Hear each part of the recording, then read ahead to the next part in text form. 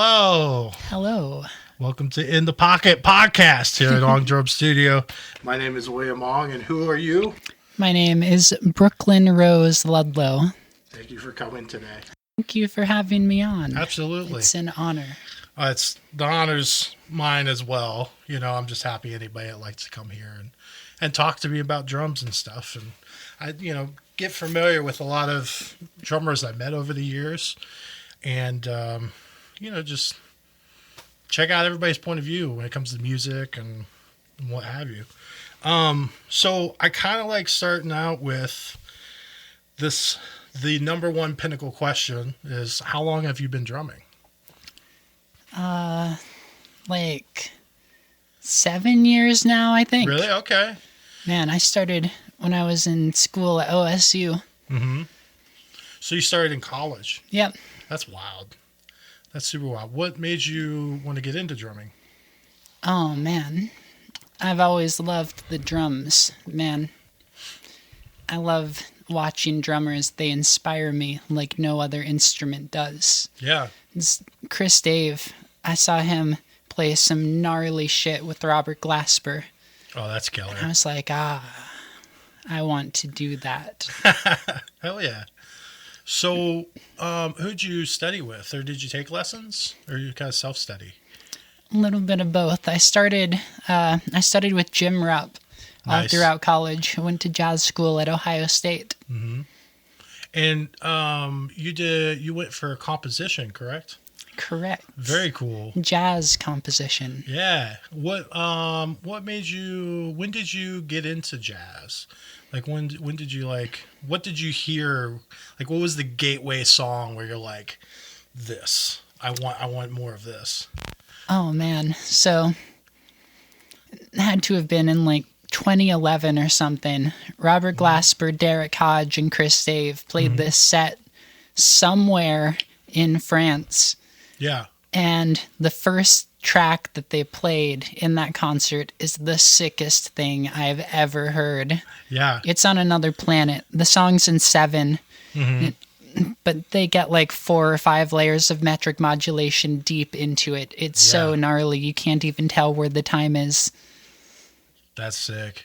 That's a lot of, for me, like my whole thing was, like more of the old school cats like Art Blakey, and Art Blakey was kind of my big one. The Jazz Messengers. Ah, yes. I heard that the live record that he put out. Just heard that da da da da da da da. I heard that hook and I'm just like, this is sick, But what's when it comes to like composition, do you how do you go about that? Like, is it pretty much like you have to pretty much listen to a song and try to write out the composition to what each instrument, or is it kind of like you just do interpretations of a song? It's completely different every time. Yeah. So normally there is an inspiration and I begin there. Normally actually several inspirations. I take chord progression I've heard from somewhere, an instrument I've heard from somewhere else, some arranging structures I've heard elsewhere, and I try to understand why I'm drawn to each one of those things and put them all together into one composition. Okay. And I know you have which group? Actually, I want to let you talk about who you're playing with and what are you doing performance-wise? Ah, yes. My group right now is called the Brooklyn Rose Future Jazz Orchestra, which is pretty sick. Like very sick. Also, I gotta give you a public apology. So remember when you contacted me a couple months ago? Yeah, you're like, hey, can you sit in? I need another drummer for that. And I'm like, yeah. And like, I swear, after I agreed to that, the world just went haywire because I had like my old studio. I had this chicken guy that was like this chicken restaurant, and the dude there's like insane. Like he actually just had some guy come in with like a machete and like, yeah, it was a whole thing. And the guy's he's still there. I don't know how he's still there, but he started stuff with some of my students and my parents, when they were like coming by. And then it was like, okay, I was already kind of looking for another spot, and this spot actually was taken. But yeah, it was just a whirlwind. And then like dealing with that, and I kind of spaced on it. And then like the week of, I'm like, I remember messaging you and be like, I don't know if I could do this. It's like I haven't had a lot of time to mess with anything, but I tried, and then I had to sign a lease here, because I was like, I gotta get out of here soon. So I felt so bad. But I wanted to ask you, how did Paul do? Yeah. Paul Woods. Well, I appreciate the follow-up. It all worked out adequately well. Yeah, it sounded awesome. No, thank you. Great. And you worked with Annie Song as well. Yep. How was that? Oh, that was wonderful. Annie absolutely nailed what we were going for on there. Yeah, I'm going to be working with her again. Jazz and Rib Fest. Very cool. Yeah, next month. I believe it's Sunday, July 24th. My group is playing. Yeah. What time? 4:30. Sick. Yep. Very cool. I think it's the Riverside stage, Riverbank. I don't know. I have to check the lineup once it gets closer. Isn't that the main stage for that event? It's not the main stage. Oh, okay. I don't think it's the main stage. I don't have a lot of info yet. Fair enough. I always thought the riverfront stage was the main, because a lot of people just hang out there. Yeah. It's kind of like the best stage, honestly. Like, I know that, who was it? A couple years ago, was it RZA that played? Was that Jazz and Rib? I think it was. I remember Yeah. that happening. I didn't think that was Jazz and Rib, though. It was some kind of festival downtown. I thought it was the Jazz. Yeah, I was Rib at that Fest. set. Were you? That was sick. I bet, because he had that second line band with him, right? Yeah. Oh my god. Yeah, I totally missed it. I didn't even know that was happening. I just saw like videos randomly on Facebook. I'm like, what? How did I miss that? Yeah. My friend hit me up the day of, and we ran downtown really quick to go see it.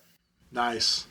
So how long was their set? Was it kind of short or kind of? I don't even remember. Fair enough. Could have been anything. That's fair. So I don't think I ever asked you this, but did you grow up in Columbus? Are you from Columbus or? Nah, it is complicated. I'm from the Southwest. I'm pretty sure I grew up in a van for at least the first couple years of my life before my family settled down in southern Ohio. Okay. Yes, I went to school there, and then I left and came to Columbus. I'm guessing it's a much better environment. Oh, yeah. Columbus was much better. Going to OSU was super fun. I loved the big school vibe, the party vibe. Yeah. Were you, did you do a lot of partying in your earlier days? I know I did. I did way too much. Yes. No, I first got involved with the EDM scene. Those guys know how to party. Oh, yeah. Yeah. That's very rad. It's kind of funny. I just started getting into that scene as of recently. I feel like there's a huge resurgence going on with like the whole EDM and like drum and bass and jungle kind of stuff. Oh, I hope so. I missed that. It was so lit 10 years ago. Yeah. I totally slept on all that stuff because I was touring. I was like kind of in the Midwest emo scene, doing that whole thing and traveling a lot. And that whole thing just kind of went over my head. I just wasn't in those circles. It was kind of a bummer. But Yeah. it's cool that it's kind of resurging. Mostly, I know a lot of it's at Double Happiness. Have you ever played there? Yeah. I played. It closed for a while, right? It did, yeah. I used to play there with indie bands before it closed. Yeah. Are you still playing with Aaron, by the way? Are you still doing the Aaron Sturgill. No. We called that off during the pandemic and have never picked it back up. Though I've thought about it often. Yeah. That was a very cool band. I know. That was a profound influence. He made me learn some gnarly things. Yeah. Just come in with guitar riffs and be like, yes, this one has 44 beats per measure. Mm-hmm. And then the next section has 27, and the next section is 15. Yeah. I remember I subbed one show for you, because I think you were playing at what theater was that? Wasn't it like a show, like a not a Broadway show, but like a live Yeah. thing you had going on for a little I was playing the Saturday Night Fever musical. That's right. That's what it was. Yeah. That was a fun show too. Yeah. I got offered to do a couple of those, but my schedule never lined up for it. But I remember when I subbed for you, playing with Aaron, and I was learning those tunes. I was just like, man, I'm so rusty at all this odd time stuff, But it was a lot of fun. It was very cool. I hope you two start that back up again. It was a really cool project. And that's actually how I met you. Yeah. Because we played that gig together when I was still doing Old Friends. Yeah. Yeah. It was in summer, right? Yep. Yeah. Yes, before it had air conditioning, and it does now. That place was so hot all the time. I wanted to ask you, I kind of asked this question too. Okay, this is kind of like a hot spot question. Who are your top 5 favorite drummers? Chris Dave, Kendrick Scott, Mark Ferber, JD Beck. That's all I've got off the top of my head. Okay. Ooh, Ian Chang. I never hear a lot of people say Ian Chang. It's very rare. He's a cat. He's on another level. Yeah. I'm right there with you with JD Beck. That dude is wild. Like, he's just got hands. Yeah. It's crazy. What's been interesting is watching him grow. Getting, because he's 19 now, something like that. Yeah, that sounds right. Yeah, and it's pretty wild, seeing him, because he's just becoming, this real tall, person, and, just killing it. That's very cool. Have you ever done any touring before, or is that something that you've ever wanted to do? I would be super down to tour if that ever came up. I haven't done a lot of it. Unless just playing a single show in distant states counts. Yeah, that's fair. Do you now? I know you write a lot of your own material, right? Is pretty much the jazz orchestra stuff. I know it kind of started out with charts or your compositions of other tunes, but is it currently now all your own material? No, it's a blend of things. I arrange a lot of songs that are my primary influences because I don't think I could write anything better than them. May as well just cover those. But then if I do have ideas that I think I could do better, I'll turn that into an original work and see where it leads.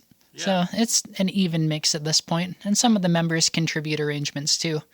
Yeah, some of the players have contributed really great stuff. So what's the I also would ask you this: what's the most amount of members you had at a gig in that group? 19 or 20. That's big. Yeah.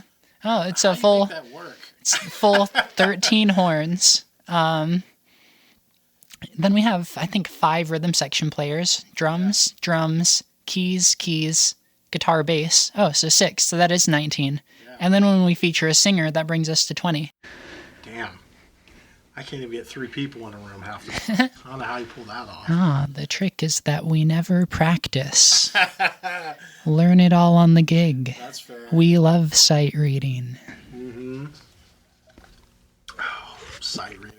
No, that is the way, though. I figured out it's way easier to just schedule some low-pressure gigs than it is to try to ever have a rehearsal. Yeah. Basically just a rehearsal at a bar that's open to whoever wants to come watch. Yeah. So do you have a favorite venue that you like to perform at for that? That's very cordial with you booking that many people for a gig? Oh, man. I actually don't. I'm in search of a favorite venue right now. It's hard to book that many people.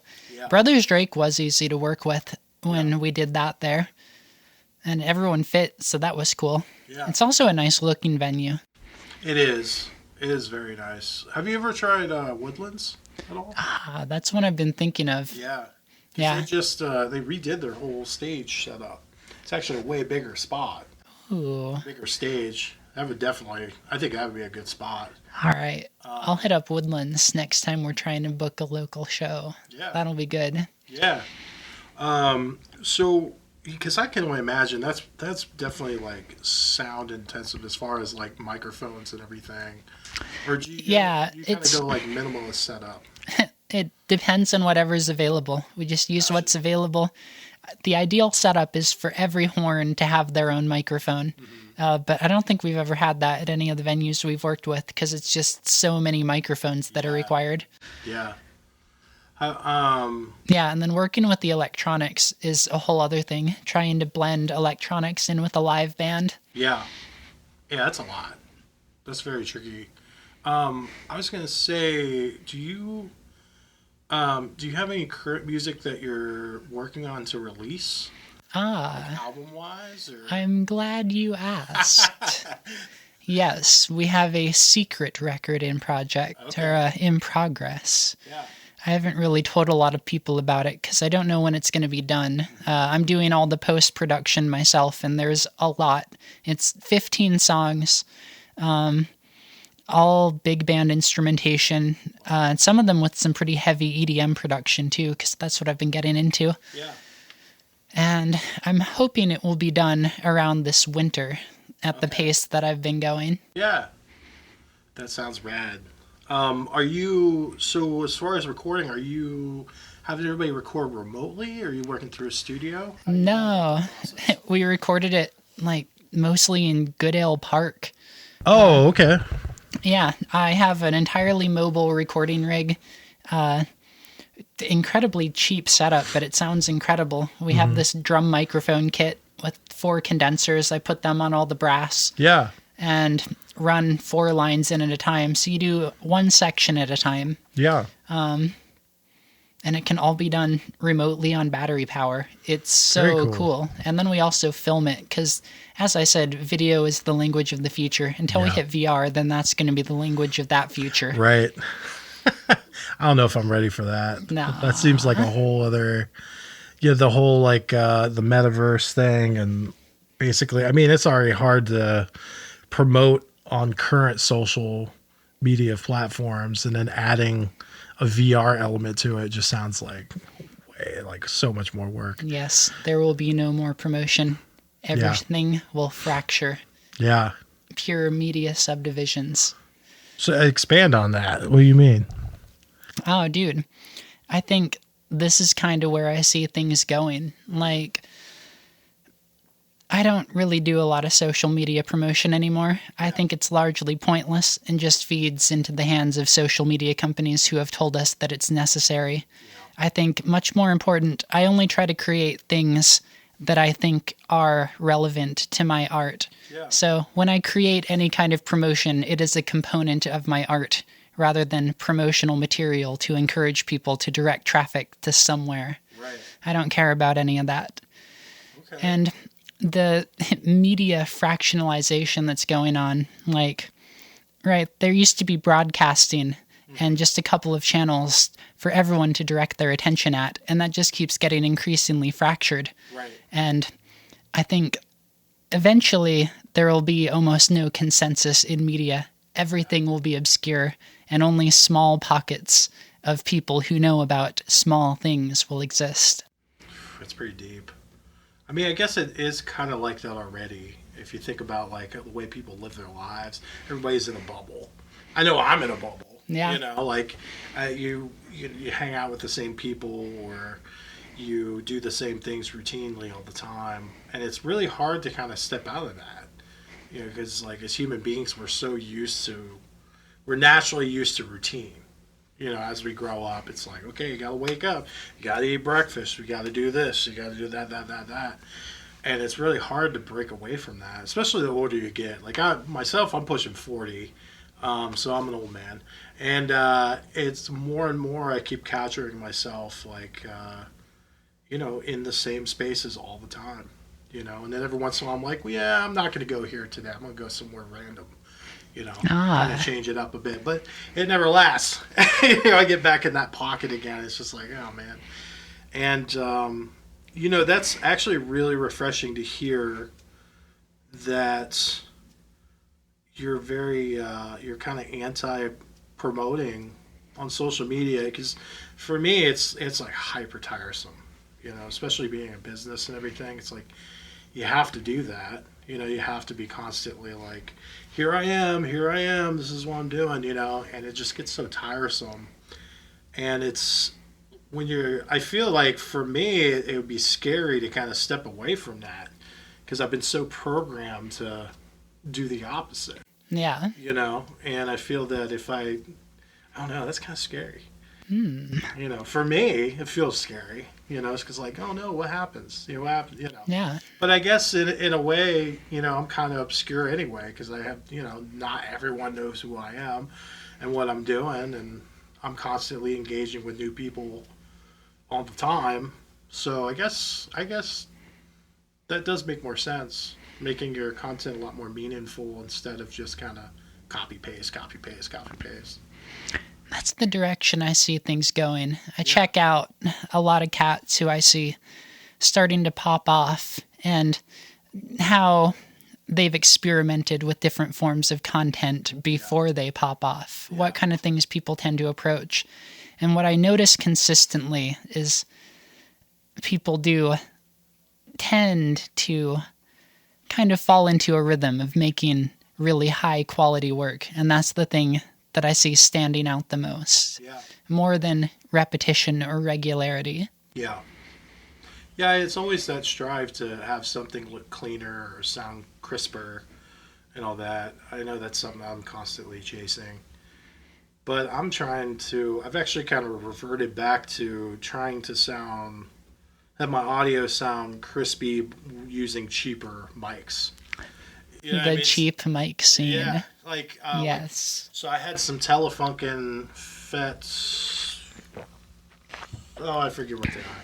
They're like the intro FET mics that they have. They're like $900 a pop, and they're great microphones. I had 3 of them, and I recently did like a songwriters camp with a few students, which was a lot of fun. And I used those cheap C2 Behringer, they're like $60 for a pair. Yeah. They sound awesome. I'm getting like the exact same frequencies and everything like that. And the kit sounds the exact same with either mic. And I guess it really just comes back down to technique, and mic placement. Oh, I think that's entirely it. Mic placement at this point has so much more effect than buying expensive versus cheap microphones. Yeah. There are cheap microphones being made today that are wonderful. Yeah. I meant to ask you, what microphone kit are you using? It's I think this is a Chinese brand, Neewer. Neewer. Yeah. I didn't know they made drum mics. Yeah, they have a lot of different stuff, but 7-piece drum microphone kit for $111. Get yours today. Oh, that ain't bad. Yeah. Especially starting out. Average price of $16 per microphone. Yeah, you can't beat that. We recorded almost this entire big band record with just those microphones. That's rad. Yeah, the condensers are the dynamic ones. They're hypercardioid dynamics. They sound unbelievably good on drums because they don't bleed at all, especially on the toms. And they sound super good on brass, too, for recording a line of brass players, because, again, they don't bleed at all. Yeah. You just get the brass players right up on them, and you don't get any room sound. You don't get any crosstalk. You just have clean trumpet. Yeah, that's rad. See, I've been kind of going the opposite direction of trying to find some Omni mics for overheads, because I like a lot of the room, in there. You have to have a good sounding room for that. Yeah. I know, and that's what I'm looking for. But man, that's not bad. $111. Yeah, I tend to be super in the box, so I want to capture everything as dryly as possible. I was going to ask you that. So a lot of people that record, it's one side or the other. You got people who are like, no, you have to have everything analog, crazy amount of preamps going into digital, yada yada yada. And then there's the other side where it's just like, I'm in the box. Everything's digital. Can't really tell a difference. So are you strictly like in the box, or are you just kind of a little bit of both? All in the box, completely. Yeah. I have a Focusrite 2i4 interface. Mm-hmm. I mixed half this record while riding around on Amtrak trains on the West Coast. That's Dude, rad. Everything is mobile. That's super rad. So with your mobile rig, are you using like a field recorder kind of thing, or is it just that Focusrite? It's just the Focusrite. Yeah, so I have the 2i4. It's got 2 inputs. Mm-hmm. If I have anything bigger than that, like drum sets, I actually do need remote power, but I can normally find that in parks or in friends' backyards. Yeah. Have you ever messed with? So I use the Behringer 18X Air, which is actually a monitoring system, but it has an interface on it, and it works fantastic. And I get 16 channels, universal input. It's a little bulky, but they make smaller ones. Interesting. Yeah, they're pretty cool, and it's all digital. So, is it battery powered?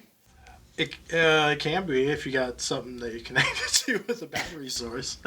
But it's pretty great because you have your digital mixer, and on each channel you have your preamp and all that. The only thing is you can't. I mean, like most interfaces, you can't use EQing going in and all that stuff. Yeah. You have to use something analog going in. But I love it, and it's crazy how many, like, anytime I mention the B word, the Behringer word, people just get real, like, ugh, they, like, recoil. Nah, Behringer's good. I use a Behringer 8 preamps. It connects. I have the Focusrite 18920. Yeah. So it has 8 inputs, or 8 preamps by itself, but then you link it up to a Behringer with 8 more. You can record an entire jazz trio with that. Yeah, absolutely. The 18920, I started out with that when I got my first Mac, because I've only been using Mac for like the last 3 years, so I'm still learning stuff. And I found that the preamps were just really hot. Like they were just a little too hot, because I have a microphone hooked. Like at the time, I was using the Beta 98, those little gooseneck Tom mics. Those things are cool. They're great, but they're very hot mics because they're betas. They're always very hot, so they have a lot of preamp kind of built into the microphone. So I would literally have it at 0, and it would be peaking. Like on that thing, and then when I got this, it was the complete opposite. Like I'd have it at 0, couldn't see anything. That was kind of my only gripe with the Focusrite, and kind of why I changed. But the other thing to this is that, when you're recording, it has an in-ear monitoring system, so you have up to. I'm totally being like a sales rep right now. Sorry. I just think it's really cool. So you can have up to like 6 bus mixes, so if anybody wants in-ears, they can literally control what they want, and you can do it from your phone, It's pretty cool. Like I cannot say greater things about it, but again, it's like, I talked to some bands about it, and they kind of give you the side eye. They're like, okay, it's like, I'm telling you, it can help you out, especially in like your live setup and everything like that. But, this is another question I kind of like to ask. Well, I guess I was talking to my friend Alex last week. He's a little confused by it, but I guess. Well, I'm just gonna say it. So, have you ever had any like failure moments thus far in your music career? Like something that just kind of you attempted and it just kind of went to the wayside, And... Not off the top of my head. Yeah. Maybe that means I haven't been stretching far enough. I guess it depends on what we're talking about. Like, not any catastrophic failures. I've definitely had projects that just go by the wayside. Yeah. I mean, for me, the example I usually use is being a musician in general is tough. Yeah. And it's like, especially when it's your only source of income. it's really tough, and there's a lot of ups and downs. And for me, financially, it's a struggle. And I constantly have moments where I'm just kind of like, I'm looking at my bank account, I'm looking at my bills, I'm like, why am I doing this to myself? But then it works out over time. Yeah. It's definitely one of those things that is very challenging. Do you ever feel like that at all in your career? Are you strictly like 100% musician, or are you like working a side gig and then doing music stuff like as your main priority? Yes, I do secret data work on the side. Fair. That's fair. How long have you been doing that? Also about 5 or 6 years. Okay. Yeah, I got into it completely by accident. Yeah. And yeah, it makes sense to me. Yeah. Data is the new paradigm by which we can understand the world, now that we've made things too complicated to understand by traditional means. It's true. Definitely agree with that. How do you feel about the AI thing that's kind of developing as we speak? Depends on which AI thing. I think AI is good. Yeah. I think, well, a lot of things that are called AI right now shouldn't really be called AI. And then some things maybe should be. And then what people think AI might be might happen in the future. And that might be very bad. Yeah. No, I think AI is good. AI is big data analysis. I think Dolly II is good. And that's what I've been checking out recently. You know about this? Ah. No, I didn't know that. Dolly II is a new cutting-edge image generation AI. Okay. You give it a line of text as a prompt, and it will create an image based on that, kind of like reverse captioning. It just generates an image that you're describing. That's pretty sweet. And my words cannot do it justice, but if you see the pictures that Dolly 2 has been creating, it's on another level. Yeah. It caught me off guard. I didn't know that AI was at this point, that it can generate stylistically aware and photorealistic images. Yeah. We may have solved art.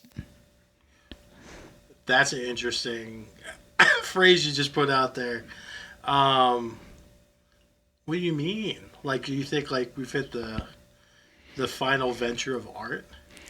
Not the final venture, but a complete turning point in what it means to be a visual artist. What does it mean when things are no longer bound by skill? We have an AI that can accurately and skillfully create any image that you can describe. Then, I don't know, what's the point in learning to create them for yourself? And how will that change once people no longer have to do that? Yeah. I think it raises the conceptual skill floor. Yeah. Just like every technological innovation tends to do. People freak out and say, AI is going to destroy our practice and our trade that we've put our lives into. I think that's not true at all. It's never been true. Automations and technological improvements just allow humans to reach even further beyond their natural capabilities. Yeah.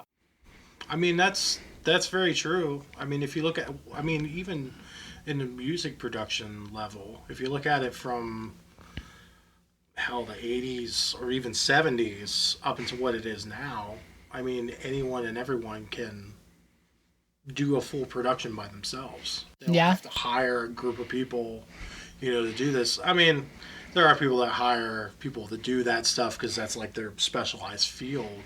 But, that's a whole other industry level thing.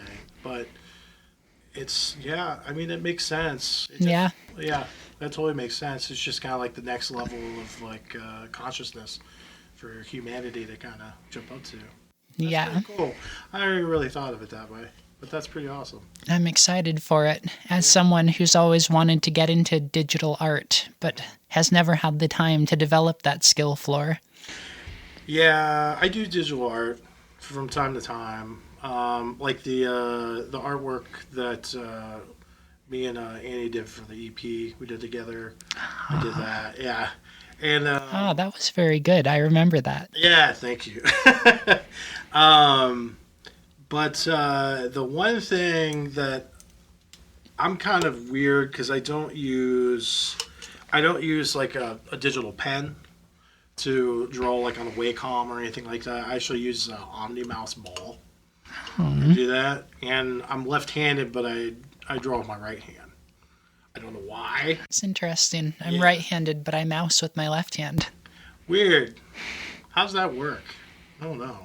That's easy. I'm actually ambidextrous with it. I can just pass it back and forth and keep mousing. See, I can't do that. I'm really good with the mouse with my right, but not with my left hand. But I write with my left hand and don't write with my right. Very weird. Yeah. I don't know. I'm halfway ambidextrous. I'm on the cusp of it, but not quite. Yeah. Still trying to figure that out. Trying to break that wall down, if you will. I don't know. Well, so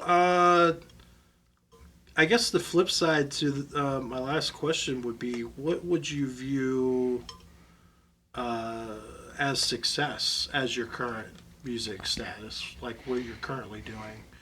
Like what do you feel is where you're just like, fuck yeah, I'm doing this. You know what I mean? Like this is very gratifying and this is like pushing you forward to the next thing. I want to be able to create the works that I envision with no friction. Okay. There's too much friction in my process right now. Yeah. Lack of skill and lack of understanding of how the music production process works. Yeah. And lack of resources. I think all of those things create friction. And lack of a coherent vision to some extent. I'm refining all of those things. And I'll know when I hit my goal when I can create without any friction. When I can come up with a concept and just build it. I'd never thought of it that way. I guess, yeah, so basically like creating without limits. Yep. That makes sense.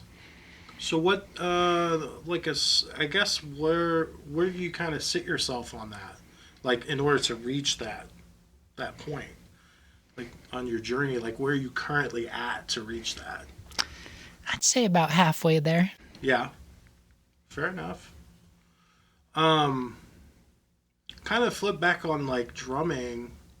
Is there anything you're currently working on, like on drum wise? Like any techniques or grooves or fill concepts or anything like that?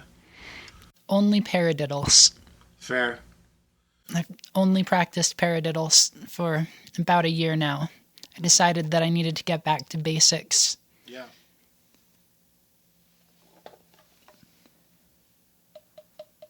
It's like that. Yeah. Complete consistency at every dynamic level in both hands, then doubles, then paradiddles. Yeah. The foundation. That's where it's at. Yep. That's why I like teaching, because I constantly working on my foundation. You know, because you got to teach it. You're also working on it. It's nice. So I guess, I'm so sorry. I got like hiccups. Are you mostly just working on like single paradiddles or just like the vast array of paradiddles that exist? The vast array of shapes of singles and doubles intertwined. It's a whole language on its own. Yeah. It's a ton of different melodies. You know? Yeah. I got the concept from Joshua Roberts. Mm-hmm. He's a drummer. I think he's based in Los Angeles now. He was in New York City for a while.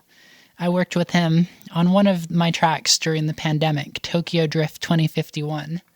That's a rad track, by the way. Oh, thank you. Yeah, I really like that one. Because I knew that at that time I was not nearly good enough to lay down what I wanted, but I knew that he would nail it. Yeah. Yeah, he's a killer player. Yeah. Very, yeah. Chops galore. Yep. He put down so many chops, and I learned all of them from looking at the paradiddle patterns, the hands and feet. That's so tight. I took a couple lessons, like during the pandemic, I took a couple lessons with Thomas Bridgette. Ah, which yes. was pretty rad. And he kind of he kind of gave me shit the first time. So my old spot, the walls. You probably remember that. Remember when the walls were like kind of seafoam green? Yeah. Kind of like that vaporwave kind of thing. The classic Columbus color. Right. And so I had that, and I had the kit that same color, except it was a Neo mod. And right when he kicked on the screen, he could see me. First thing he said to me is like, "Man, I'm mad at you." I'm like, "Why?" It's like, "Dude, your fucking drum set matches the walls. What's up with that?" And then yeah, and his like concept theory stuff is pretty wild because nothing's straight ahead. Like it's not, you know what I mean? Like it's not four on the floor. It's like against everything, and it could be something as simple as like a paradiddle diddle. You know what I mean? And I remember the first thing he showed me was that, and it was so confusing because I wanted to play it in 5 because that's paradiddle kind of makes you want to play it on time. Like you could play it in 7 and it fit fine. You could play it in 5 and it would fit fine. But it was just like I was just not getting it. I was not getting it to the point where he said, "Man, you got 5/4 tattooed on your asshole, don't you?" And I was like, "God damn it," But yeah, a lot of that Phil concept stuff with paradiddles and singles and doubles, it gets super deep. Yeah. Did you ever watch anything by Joji Mayor? Ah, yes. I've checked out both of his secret weapons for the modern drummer technique. Yep. That's something I've been working on for years. Yeah. The freehand stuff is real tricky, and for me, I've been trying to get more into the push-pull technique. Yeah. Which is just super bizarre, but it sounds cool once you get it down. Just having that single hand control, it's so useful in a lot of different ways. Yep, that's one I've been working on. Yeah. To play samba. Mm-hmm.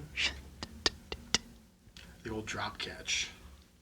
Well, there was this one video. I think it was a Pasek video a couple years ago, where he's basically talking about using a paradiddle, as a melody, and changing around the accenting on each hand. So so basically, like you're playing a single paradiddle and you're moving it around each drum. Each has a different drum, and you're playing constant quarter with your foot, like in the simplest context. And you practice accenting one hand and then switching it and then move it around and then playing with the velocity of it, and then with your foot placement and everything like that. And I've never thought of that. Like watching, I've never thought of doing that before. And it also never really thought of teaching dynamics that way. Like coming up with doing like the what I like to call is like the mixing board exercise. So like your drum set's like a mixing board, right? And you're playing a beat, and okay, we're bringing the hi-hat up to 100, like all the way at top. Everything's at like 50 at 0 at 50%, and messing with that and teaching dynamics and stuff. And it's tricky. I mean, it's very tricky, but it's very cool. Interesting. Right, yeah. So it's like really, and it's challenging too, because you can get into it's like you're basically taking the same groove and playing it 100 different ways just by changing the dynamic feel of it, right? And it's like, that's the cool thing about music and instruments, is that you can give somebody you could give a group of people the same beat, which you did, that experiment. Yes.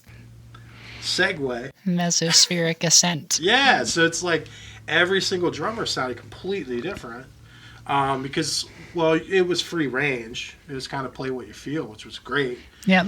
And it was really cool, but there was also, it was kind of fun seeing the similarities in certain parts. like, okay, everybody's like, at least not half, I'd say about 40% of people at a certain part were going for the same type of groove. Yeah, I heard that. It was pretty cool. What made you come up with that concept, by the way? I'm not sure. I just thought of it one day. Yeah. It took me a long time to understand what that piece was really about. I don't know. I thought it was about the mesosphere. I don't know that it really is. Yeah. But I got to talk to a leading mesospheric weather researcher. So that was cool, although perhaps a dead end. I thought it was about interpretations. I forget what inspired that exactly. I did do a video, so I probably documented my thoughts there on what inspired that. But at the moment, I don't know, some of the old early 2000s free jazz stuff, like Guillermo E. Brown, he would create these electronic compositions that were vehicles for improvisation via free jazz drumming. And I always thought that was really cool. But also that it kind of relates to what Robert Rich and Brian Eno and the ambient world had going on with generative electronics. The interplay between generative free jazz improvisation and the rule-based pseudo-random generation of machine music. But I'm not sure that that's what it was about either. I later realized I think it was much more simply just about the interplay of color and sound. There are 5 sections, and each section is a very distinct color. The electric teal green of the opening synth. The second section with the little bendy, wavy thing that sounded very red to me.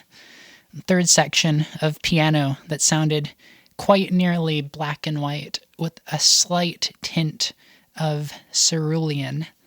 And fourth section was definitely very sepia-toned with the blippy generative square and the choppy out-of-time drums.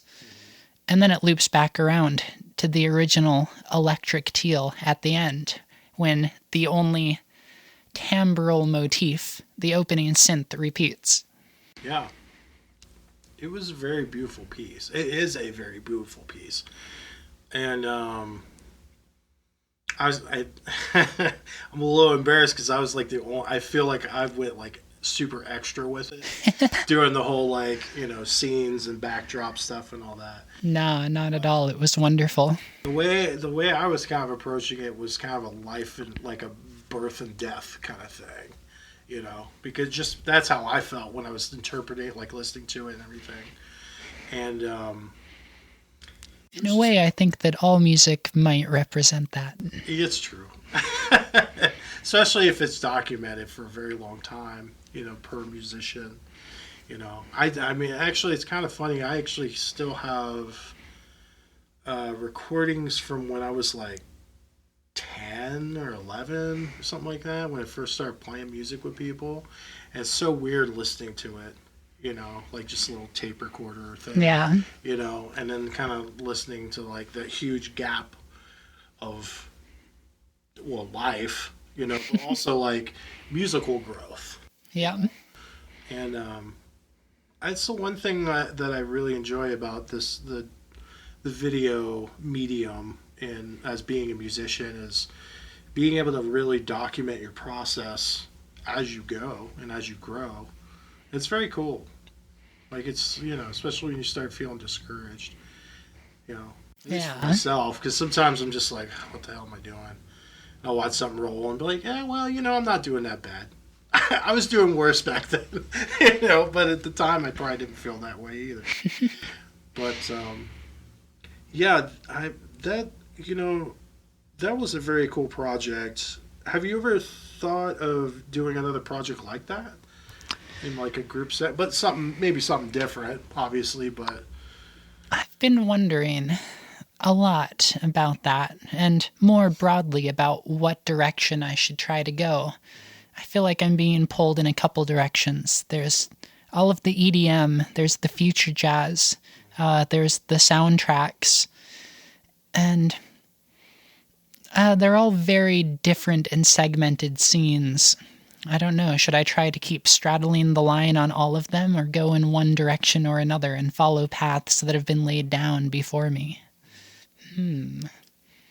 I haven't figured it out. I would like to do another project like Mesospheric Ascent, though. Yeah. I want to do more with color. I think it's very important. Yeah.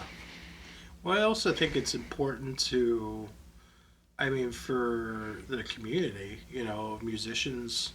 Yeah, that was the other portion of it. Yeah, which I thought that was really cool, was hearing this vast amount of drummers playing on the same track, but like also seeing drummers that are around that you probably never even met. Yeah. There's a lot of people on there I didn't even know who they were, and it was pretty cool to like have that introduction to who they are, even though it's music, but still, that I feel that's a very vulnerable part to meet someone, because you're being vulnerable performing. Yeah. So it's very... I guess that was another component that I had entirely forgotten about, the loss of community under pandemic and quarantine. Yeah. The feeling of jazz jams. I missed those. And it was, in some ways, just very simply an expression of that, to recreate what a jazz jam might look like under digital hyper-reality. And I have thought a lot more about that, actually. I think community is very important to music, and I think it's something that's being eroded under the way that music are made today. So, one idea that I have not announced or really talked to anyone about, it's top secret, is I've been wanting to start an arts collective. Kind of an evolution of what the Future Jazz Orchestra is already doing, but in a more centralized way. We already, in the Future Jazz Orchestra, try to bring in a lot of people from a lot of different scenes. Whenever I need a guest artist to do something, I always try to look for people I haven't worked with before, and especially people outside of jazz. And I think what I'd like to do with this hypothetical future arts collective is do videos and perhaps other forms of media where we bring together some people that I know but who have never worked together, all people who I know can hang and who want to be pushed against the limits of their current skill to try new and weird things. And we turn that into concise products that can be consumed by the capitalist attention machine on a regular basis. Yeah. That sounds phenomenal. And I would love to, in any way, take part in any of that. Sincerely. Yes. Whether it's volunteering or performing. I think that sounds wonderful. I will keep you in mind. Yeah, please do. Because, that's kind of what I'm doing here. Yeah. And that's why I'm kind of doing this podcast, too. It's just kind of like... see who's in the drumming community, and meet new people, but also sit down with people that I do know that, I believe it's like the first time we've actually sat down and had a conversation, that wasn't in passing. Yeah, so, it's true. It's pretty cool to get to know you more and, especially like on the music side, because that's what we do. Yeah. Every day, Well, I dig what you're doing here, and I think it definitely contributes to that goal. I think it's a thing a lot of people, especially on the Columbus scene, are feeling. Yeah. That there is something missing in the community ecosystem. Yeah. A lot of people I've talked to have expressed that sentiment. Yeah. It just feels very dry. Yeah. And it didn't used to be, but... And it's not like that everywhere. It's not. No, not at all. My old bandmates, from the touring band I was in, Survivalists, he moved to Texas with his wife, and he continuously tells me, he's like, dude, you got to move here. Like, this is where all the cool stuff's happening. You got to move here. And I'm just like, I would love to, but currently I cannot. Yeah. But, yeah, it's, it's always, it's gotten worse as the years have gone on, and the pandemic definitely didn't help. Mm-hmm.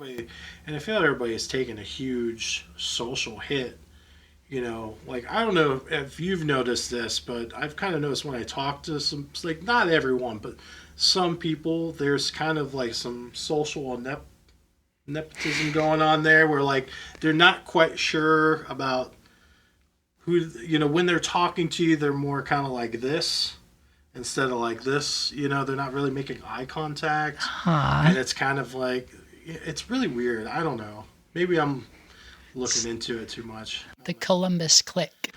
I guess so, yeah. And yeah, it's kind of a weird thing. I actually talked so I played a show at Newport with this band called Damn the Witch Siren.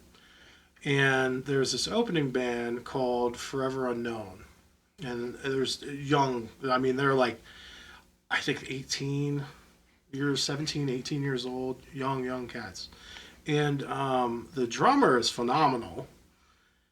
Spacing on his name, that's one thing that I'm very terrible at. I'm so bad with names. I don't know why. But I was talking to him, because he got done playing. I looked at him, I was like, I got to talk to you, man. And he thought I was in trouble. I was like, no, dude, that was killer, And that was one thing he was saying, too. He was just kind of like, the one thing that I've noticed since, I guess that band's been going on for 3 years. And he's just like, I've noticed that there's no community here. And it's kind of feast and famine. And it's kind of like, it's just the community isn't there, and it's kind of everyone for themselves kind of thing. Yeah. Which is a bummer, I don't know. It didn't used to be that way, but it's kind of turning that way. I feel the pandemic had a huge part in that, but maybe not. Maybe it's always been there the entire time. I have felt that, and I felt it get worse over the years. Yeah. So, do you do a lot of freelance gigs? Like, do you get hired to play, like, just sit in with other people? Not really. No? Okay. No, I haven't gotten a lot of that. Yeah. I'd love to do more of it, but... Yeah. I just started getting into that about 4 years ago. I kind of recoiled from it over the years. So my dad was a working musician, and I've always been in the camp of, like, I always wanted to create my own music and all, be in that whole band setting thing. And in the last 4 years, I'm just kind of like, I kind of need money. And the money is kind of, playing wedding gigs and cover gigs and whatnot. But I still have trouble feeling like it's a daunting task sometimes. Aw, how so? Well, so I'd say wedding gigs are probably the worst offender from my recent experience, because everything's always last minute. It's like, hey, you get booked a week ahead of time, which is fine. If you're lucky, 2 weeks. And then it's like, okay, here's a whole set list of tunes. And it's like, okay, this is what we're playing. Cool. I got to learn a couple, whatnot. And then it's like either the day before or the day of, somebody canceled. And then all the songs changed, and you got like maybe 1 hour to like figure everything out and cross your fingers and hope that works out. And it's just it gets a little stressful, But have you ever had to deal with any of that? Not really. The only freelance gigs I've done have all been pretty chill. Mm-hmm. Yeah, it's been pretty straightforward. I like doing it. It does get tiring if you have to do it all the time. Yeah. But nah, I have not encountered that. Mainly I think I just wasn't good enough for a while. And then once I finally started really getting my stuff together, that was around the time the pandemic hit. Mm-hmm. So there haven't been a lot of freelance gigs. And then I've been a little bit laying low ever since then, really digging into my own stuff. Yeah. I'm kind of in the same vein right now. I haven't really... Usually summertime I'm getting like a ton of freelance stuff, but this year, not so much. There was a whole bunch of it, like... right when the quarantine ended, though. Yeah. I got called to do a whole bunch of things. Yeah. And I've been playing with a country band, too. Mary Steele. Oh, that's rad. How long you been doing that? So this has been, I forget when I started. It was mid-quarantine maybe. And, it's been great. Yeah, really good players. The songwriter is great. Yeah. Yeah. Who's the songwriter? Ryan Stolte-Sawa, also known as Mary Steele. Okay. Is it a full like Columbus band? Yep. Yeah, everyone there is Columbus cats. All really good players. And it's been a whole new style for me. I had never played or listened to country music. Yeah. I've done a couple country gigs. I actually did one with a suitcase kick and a snare. That was fun. Ah. Yeah. Oddly enough, suitcase kicks, like not the ones that you convert with an actual head and all that, but like an actual suitcase with a kick pedal.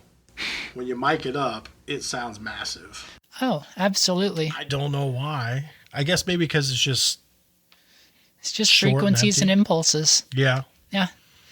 You get a smack, you filter it down, and you get a nice bass thump. Yeah. It freaks everyone out every time when you get on stage because they're like, oh, what is this? It's, doom. Whoa.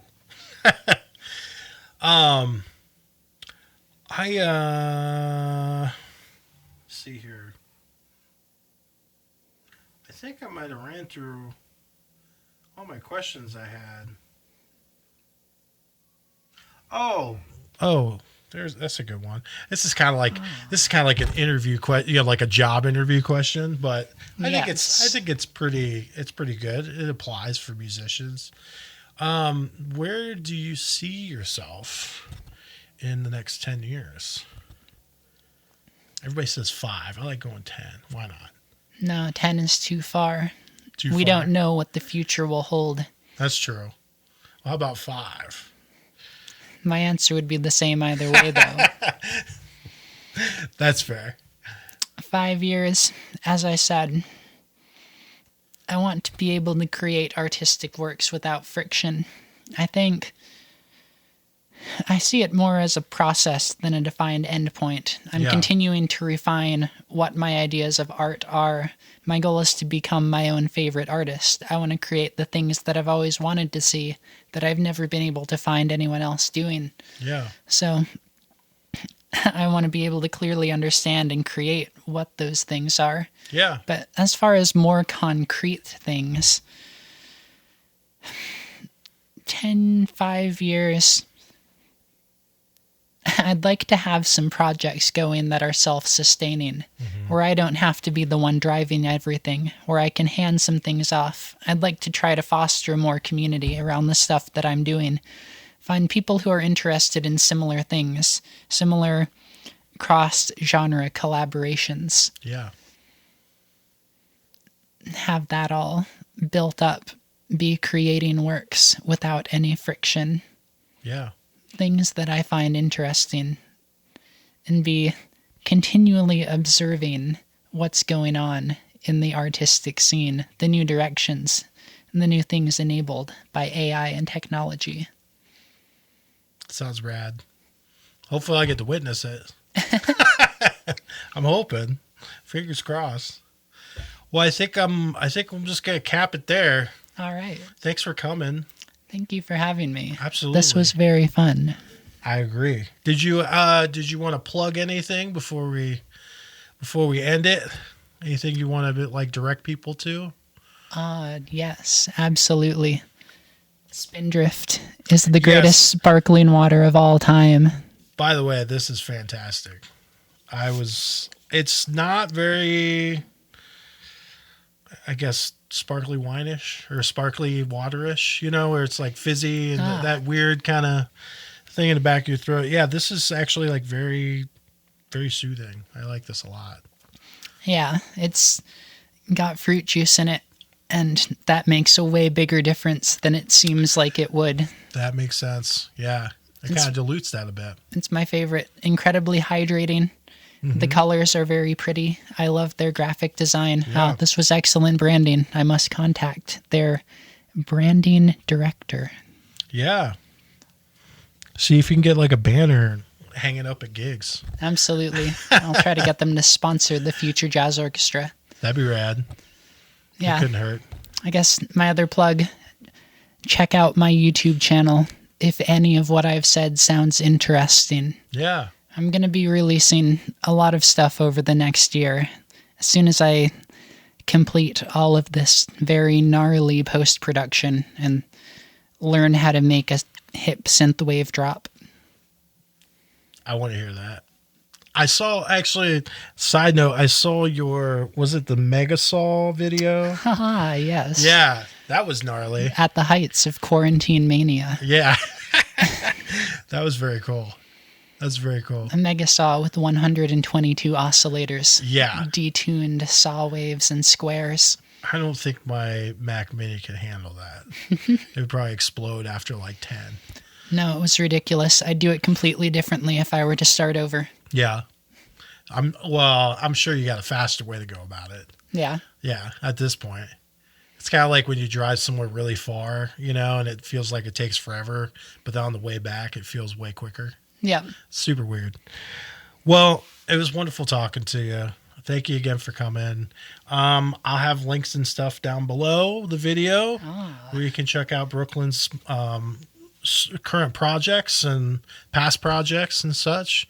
And see you at the next one.